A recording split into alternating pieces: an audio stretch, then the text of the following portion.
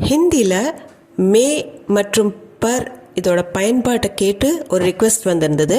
மேயோட பயன்பாடு நான் போன வீடியோவில் கவர் பண்ணிட்டேன். அதோட லிங்க் நான் டிஸ்கிரிப்ஷன் பாக்ஸில் கீழே கொடுத்துட்றேன். கண்டிப்பாக செக் பண்ணி பாருங்கள்.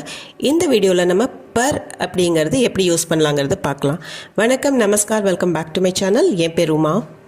இப்போது பர் அப்படிங்கிறதுக்கு இந்த வீடியோவில் நம்ம இந்த 4 மீனிங்ஸ் பார்க்க போகிறோம். ஃபர்ஸ்ட் ஒன் மேல், அதாவது ப்ரெப்போசிஷனில் ஆன் அப்படின்னு சொல்லுவோம். டேபிள் மேலே அப்படின்னு சொல்கிறதுக்கு அந்த மேல். அதன் மீது, அதே மாதிரி ஆட் அப்படிங்கிறதுக்கு அந்த இருப்பிடம், நம்ம லொக்கேஷன் சொல்கிறதுக்காக யூஸ் பண்ணுவோம் ஆட். இந்த ப்ரெப்போசிஷன்ஸ்க்காக ஒன்று அது யூஸ் பண்ணுவோம். ரெண்டாவதாக சரியான நேரம் அப்படிங்கிறதுக்கு, ஒரு குறித்த நேரம் சொல்கிறதுக்கு சமைப்பர் அப்படின்னு நம்ம யூஸ் பண்ணுவோம். மூணாவதாக இணைப்பு சொல்லாக யூஸ் பண்ணுவோம். கன்ஜங்ஷன்ஸ், நம்ம இங்கிலீஷில் எப்படி பட் அப்படிங்கிற கன்ஜங்ஷன் யூஸ் பண்ணுறோம். மீனிங் ஆனால், இருப்பினும் அப்படிங்கிற அர்த்தத்துலேயே இந்த பர் யூஸ் பண்ணுவோம். நாலாவதாக பெயர் சொல்லா பர் யூஸ் பண்ணும்போது அதோட மீனிங் ரெக்கைகள், பறவைகளோட ரெக்கைகள், சிறகுகள், இதுக்கெல்லாம் பர் அப்படிங்கிறத நம்ம யூஸ் பண்ணுறது உண்டு. இப்போ எல்லாத்தையும் ஒவ்வொன்றா பார்க்கலாம். ஃபர்ஸ்ட் ஒன் நம்ம பார்க்க போகிறது ப்ரெப்போசிஷன்ஸ், அதாவது மேல், மீது, இருப்பிடம், ஆன், ஆட். இந்த ரெண்டையுமே எப்படி சென்டென்சஸில் பார்க்கலாம் அப்படிங்கிறத பார்த்து புரிஞ்சுக்கலாம். ஸோ ஃபர்ஸ்ட் சென்டென்ஸ் பாருங்கள். மேசையின் மீது புத்தகம் இருக்கிறது. மேஸ் பர் கிதாப் ஹை. மேசையின் மீது புத்தகம் இருக்கிறது. மேஸ் பர் கிதாப் ஹை. மேஸ்னா டேபிள், பர் அப்படின்னா ஆன், அது மேலே, கிதாப் ஹைனா புத்தகம் இருக்குது. மேசையின் மீது அப்படிங்கிறதுக்கு மேஸ் பர் கிதாப் ஹை. அவன் கூரையின் மீது இருக்கிறான். வோ சத் பர் ஹை. வோனா இந்த இடத்துல அவனுக்கும் சொல்லலாம், அவளுக்கும் சொல்லலாம். ரெண்டு பேருக்கும் இந்த மீனிங், இந்த சென்டென்ஸ் பொருந்தும். வோ அவன் அல்லது அவள், சத் அப்படின்னா கூரை அல்லது டெரஸ், மேலே மொட்டை மாடி கூட சத்துன்னு தான் சொல்லுவாங்க. சத் பர் ஹை, டெரஸில் இருக்கிறான், கூரையின் மீது இருக்கிறான். வோ சத் பர் ஹை, டெரஸ் மேலே இருக்கிறான். நாற்காலியில் உட்காரு. குர்சி பர் பேட்டோ. குர்சி அப்படின்னா சேர், சேர் பர் அப்படின்னா சேரில் உட்காரு அப்படிங்கிறது தான் சேர் பர் பேட்டோ. பேட்டோனா உட்காரு. இப்போது தமிழில் நாற்காலியில் அப்படின்னு நம்ம சொல்கிறோம். பட் இங்கிலீஷில் சொல்லும்போது ஆன் த சேர்னு தான் சொல்லுவோம். சிட் ஆன் த சேர் அப்படின்னு சொல்லுவோம். ஸோ அதே மாதிரி தான் ஹிந்திலையுமே குர்சி பர் பேட்டோ, நாற்காலியில் உட்காரு, குர்சி பர் பேட்டோ. அவர்கள் கடற்கரைக்கு சென்றார்கள். वो समुद्र तट पर गए. வேனா பன்மைக்கு நம்ம யூஸ் பண்ணுவோம். மரியாதை யாராச்சிட்ட சொல்லும்போது அந்த வேங்கிறது யூஸ் பண்ணுவோம். பட் பொதுவாக ஸ்போக்கன் ஹிந்தியில் வோ அப்படின்னு தான் நம்ம பேச்சு வழக்கில் வரும். வோ சமுத்திரம் அப்படின்னா கடல், சமுத்திர தட் அப்படின்னா கடற்கரை, தட்டுங்கிறது கரையை சொல்கிறது. சமுத்திர தட் கடற்கரை. பர் கை அப்படின்னா அங்கே சென்றிருந்தார்கள். ஓ சமுத்திர தட் பர் கை, இந்த இடத்துல நம்ம லொக்கேஷன் சொல்கிறோம் ஆட் அப்படிங்கிற அர்த்தத்தில். वो समुद्र तट पर गए. मैं घर पर हूँ. நான் வீட்டில் இருக்கிறேன் அப்படிங்கிறதுக்கு मैं घर पर हूँ. मैंना நான், घर पर அப்படின்னா வீட்டில், ஹூனா இருக்கேன். मैं கூட ப்ரெசன்ட் டென்ஸில் ஹூவில் தான் முடியும். இப்போ இந்த இடத்துல मैं घर पर हूँ அப்படின்னா யாராச்சும் நீ எங்கே இருக்கிற அப்படின்னு சாதாரணமாக கேட்கும்போது நான் வீட்டில் இருக்கிறேன், मैं घर पर हूँ. இப்போ घर में हूँ அப்படின்னா நான் வீட்டுக்கு உள்ளார இருக்கிறேன். வெளியில் நின்றுட்டு நம்ம எக்ஸாக்டாக எங்கே இருக்கிறோன்னு சொல்லும்போது தான் நான் வீட்டுக்குள்ளார இருக்கிறேன்னு நம்ம கர் மே ஹூன்னு சொல்லுவோம். ஆனால் ஜென்ரலாக லொக்கேஷன் சொல்லும்போது நான் வீட்டில் இருக்கிறேன்னு மே கர் பர் ஹூ, நான் வீட்டில் இருக்கிறேன். எனக்கு உன் மீது நம்பிக்கை உள்ளது. முझे तुम पर भरोसा है. முझேனா எனக்கு, தும்னா நீ, தும் பர் அப்படின்னா உன் மீது. இப்போ இந்த பர்ங்கிறது பொருளுக்கு மட்டும் நம்ம யூஸ் பண்ணல. யாராச்சும் நபர் இருந்தாங்கன்னா அவங்க மேலே நம்பிக்கை இருக்குது அப்படின்னு சொல்கிறதுக்கும், தும் பர் அப்படின்னா உன் மீது, பரோசானா நம்பிக்கை, ஹேனா உள்ளது. எனக்கு உன் மீது நம்பிக்கை உள்ளது. முझे तुम पर भरोसा हैன்னு சொல்லலாம், मुझे तुम पर विश्वास है அப்படின்னு சொல்லலாம். இப்போ செகண்டாக நம்ம பார்க்க போகிறது இந்த பர் வந்து சமயம், அதாவது நேரத்து கூட சேர்த்து சொல்லும் போது குறித்த நேரம், அதாவது கரெக்டான நேரத்துக்கு அப்படின்னு சொல்கிறதுக்கு யூஸ் பண்ணுவோம் சமய பர். சென்டென்சஸ் பாருங்கள். வேலை குறித்த நேரத்தில் முடிக்கப்பட வேண்டும். काम समय पर हो जाना चाहिए. कामना வேலை, समय पर சமயனா நேரம், समय पर அப்படின்னா அந்த குறித்த நேரம், கரெக்டான நேரத்துக்கு. ஹோனானா நடக்கிறது, ஹோ ஜானா சாஹியே அப்படின்னா நடக்கணும், நடந்திருக்க வேண்டும், அல்லாட்டி முடிஞ்சிருக்கணும் அப்படின்னு சொல்கிறதுக்கு ஹோ ஜானா சாஹியே. काम समय पर हो जाना चाहिए. வேலையை சரியான நேரத்துக்கு முடிச்சிடணும். काम समय पर हो जाना चाहिए. சரியான நேரத்தில் மருந்து சாப்பிடு. समय पर दवाई लो. समय पर दवाई ले लोன்னு சொல்லலாம், दवाई लोன்னு சொல்லலாம். समय पर அப்படின்னா நேரத்துக்கு, கரெக்டான நேரத்துக்கு, சரியான நேரத்துக்கு.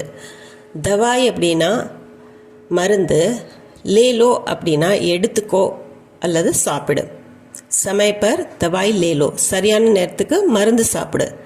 समय पर दवाई ले लो அல்லது समय पर दवाई लो, ரெண்டுமே கரெக்ட் தான்.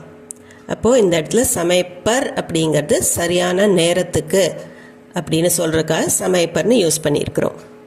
அடுத்தது, நான் நேர்காணலுக்கு சரியான நேரத்திற்கு வந்துட்டேன்.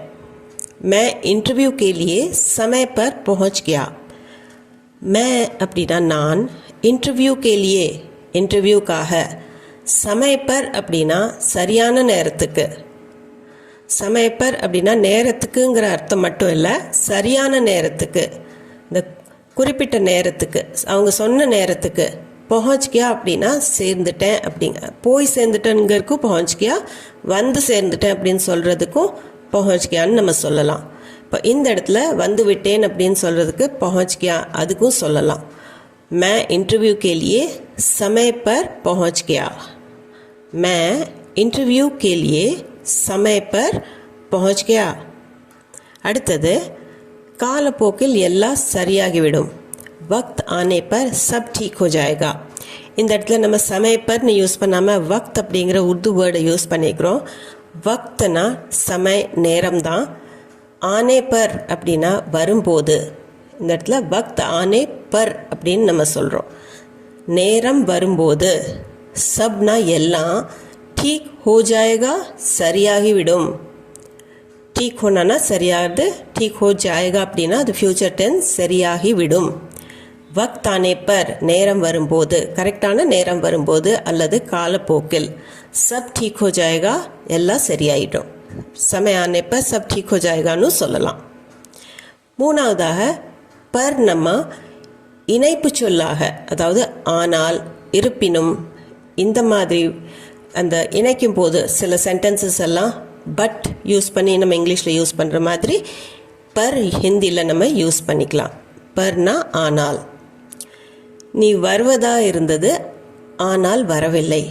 तुम आने वाले थे पर आए नहीं. तुम ना நீ, आने वाले थे, ஆனானா வர்றது, आने वाले थे வர்றதாக இருந்தது. நீ வர்றதாக இருந்தது, तुम आने वाले थे. தேங்கிறது பாஸ்ட் டென்ஸில் இருக்குது. तुम आने वाले थे நீ வர்றதா இருந்தது. पर ஆனா, आए नहीं வரல. तुम आने वाले थे पर आए नहीं. இந்த இடத்துல நஹி கூட நீங்கள் முன்னாடி போட்டுக்கலாம். तुम आने वाले थे पर नहीं आए அப்படின்னு கூட சொல்லிக்கலாம். நெக்ஸ்ட் சென்டென்ஸ், நான் வந்தேன் ஆனால் உன்னை காணவில்லை. मैं आया पर तुम नहीं मिले. मैं आया அப்படின்னா நான் வந்தேன். मैना நான், ஆயானா வந்தேன். मैं आया இது ஆண் சொல்கிறது, பெண்ணாக இருந்ததுன்னா मैं आई அப்படின்னு நம்ம சொல்லலாம். பர்னா ஆனா, தும் நீ, மில்னா அப்படின்னா சந்திக்கிறதும் இருக்குது, ஆனால் கிடைக்கிறதுக்கும் மில்னான்னு நம்ம சொல்லுவோம்.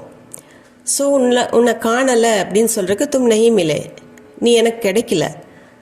மே ஆயா நான் வந்தேன், பர் தும் நஹி மிலே ஆனால் உன்னை காணலை. மே ஆயா பர் தும் நஹி மிலே. இன்று விடுமுறை நாள், ஆனாலும் நான் வேலை செய்ய வேண்டும். आज छुट्टी है पर मुझे काम करना है. ஆஜ்னா இன்னைக்கு, छुट्टीना लीव விடுமுறை. आज छुट्टी है இன்று விடுமுறை. पर ஆனால், मुझेனா எனக்கு, काम करना है வேலை செய்யணும். ஸோ நான் வேலை செய்யணும்க்கு ஹிந்தியில் எக்ஸ்பிரஸ் பண்ணும்போது எனக்கு வேலை செய்யணும் அப்படிங்கிற அர்த்தத்தில் தான் வரும். இன்று விடுமுறை நாள், ஆஜ் छुट्टी है, ஆனாலும் நான் வேலை செய்யணும். பர் முझे काम करना है. அவன் கடுமையாக உழைத்தான், ஆனால் வெற்றி பெறவில்லை. उसने कड़ी मेहनत की पर सफल नहीं हुआ. उसनेனா அவன் பாஸ்ட் டென்ஸில் ட்ரான்சிட்டிவ் வேர்ப் கூட நேன்னு வரும்.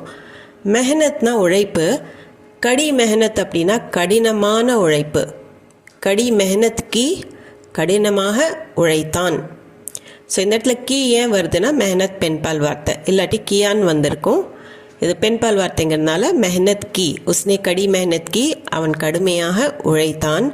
பர் ஆனால், சஃபல் ஹோனா அப்படின்னா வெற்றி பெறுறது, சக்ஸஸ்ஃபுல் ஆகிறது. சஃபல் நஹி ஹுவா, வெற்றி பெறவில்லை. உஸ்னே கடி மெஹனத் கி பர் சஃபல் நஹி ஹுவா. நாலாவதாக நம்ம பார்க்க போகிறது பர் அப்படிங்கிற மீனிங் பறவைகளோட சிறகு அல்லது ரெக்கை. இது பெயர்ச்சொல். இதுக்கு சென்டென்ஸ் பாருங்கள். கிவி பறவையின் இறகுகள் அழகாக இருக்கின்றன. கிவி சிடியா கே பர் சுந்தர் ஹே. கிவிங்கிறது ஒரு சின்ன பேர்ட். சிடியா அப்படின்னா பறவை. குருவிக்கும் சிடியான்னு மட்டும் சொல்லுவாங்க. பட் கிவி சிடியா அப்படின்னா கிவி பறவை. கேப்பர் அப்படின்னா அதோட ரெக்கை, அதோட இறகுகள். பர்ங்கிறது ஒருமைக்கும் பர் தான் வரும், பன்மைக்கும் பர் தான் வரும். ரெக்கைன்னு சொன்னாலும் சரி, ரெக்கைகள்னு சொன்னாலும் சரி, பர் அப்படின்னு தான் வரும். சுந்தர் ஹேனா அழகாக இருக்கு. கிவி சிடியா கே பர் சுந்தர் ஹே. கிவி பறவையின் இறகுகள் அழகாக இருக்கின்றன. கிவி சிடியா கே பர் சுந்தர் ஹே. பறவை சிறகடித்து பறந்து சென்றது. சிடியா பர் ஃபட்ஃபடாத்தே ஹுவே உட் கை. சிடியா அப்படின்னா பறவை அல்லது குருவி, ரெண்டுக்குமே நம்ம சொல்லலாம். சிடியா அப்படின்னா பறவை பொதுவாக. பர் இந்த இடத்துல சிறகு. ஃபட்ஃபடானா அப்படின்னா பறக்கும்போது படப்படான்னு அடிச்சுட்டு சிறகை அடிச்சுட்டு போகும், அதே ஃபட்ஃபடானா அப்படின்னு சொல்லுவாங்க. ஸோ ஃபட்ஃபடானா அப்படின்னா ரெக்கையை படப்படான்னு அடிச்சுட்டு, உடுகைனா பறந்துடுச்சு. உட்னானா பறக்கிறது, உடுகைனா பறந்து போயிடுச்சு. சிடியா பர் ஃபட்ஃபடாத்தே ஹுவே உடுகை. பறவை சிறகடித்து பறந்து சென்றது. ஸோ பர் ஃபட்ஃபடானா அப்படின்னா சிறகடிக்கிறதுக்கு சொல்கிறது. चिड़िया पर फड़फड़ाते हुए उड़ गई. இந்த வீடியோ உங்களுக்கு யூஸ்ஃபுல்லாக இருந்திருக்கும்னு நம்புகிறேன். நான் ஏற்கனவே சொன்ன மாதிரி மே அப்படிங்கிற மீனிங்கோட நான் வீடியோ ஏற்கனவே அப்லோட் பண்ணியிருக்கிறேன். அதே டிஸ்கிரிப்ஷன் பாக்ஸில் லிங்க் கொடுத்துருக்கேன், அதை கண்டிப்பாக செக் பண்ணி பாருங்கள். இந்த வீடியோ சம்மந்தமாக உங்களுக்கு டவுட்ஸ், குவெஷன்ஸ், உங்கள் ஃபீட்பேக் எதுவாக இருந்தாலும் கமெண்ட் செக்ஷனில் கமெண்ட் பண்ணி சொல்லுங்கள். அது போக நம்ம சேனலுக்கு நீங்கள் புதுசாக இருந்தீங்கன்னா சேனலை மறக்காமல் சப்ஸ்கிரைப் பட்டன் அமுத்தி சப்ஸ்கிரைப் பண்ணிக்கோங்க. இந்த வீடியோ பிடிச்சிருந்தால் லைக் பண்ணிவிட்டு ஹை பாயிண்ட்ஸும் கொடுத்துட்டு உங்கள் ஃபேமிலி அண்ட் ஃப்ரெண்ட்ஸ் சர்க்கிளில் யாராச்சும் ஹிந்தி கற்றுக்கணும்னு இருந்துச்சுன்னா, யாராச்சும் நார்த் இந்தியாவில் இருந்தாங்கன்னா கண்டிப்பாக உங்களுக்கு ஷேர் பண்ணுங்கள். நான் மீண்டும் ஒரு வீடியோவில் உங்களை சந்திக்கிறேன். தேங்க்ஸ் ஃபார் வாட்சிங்.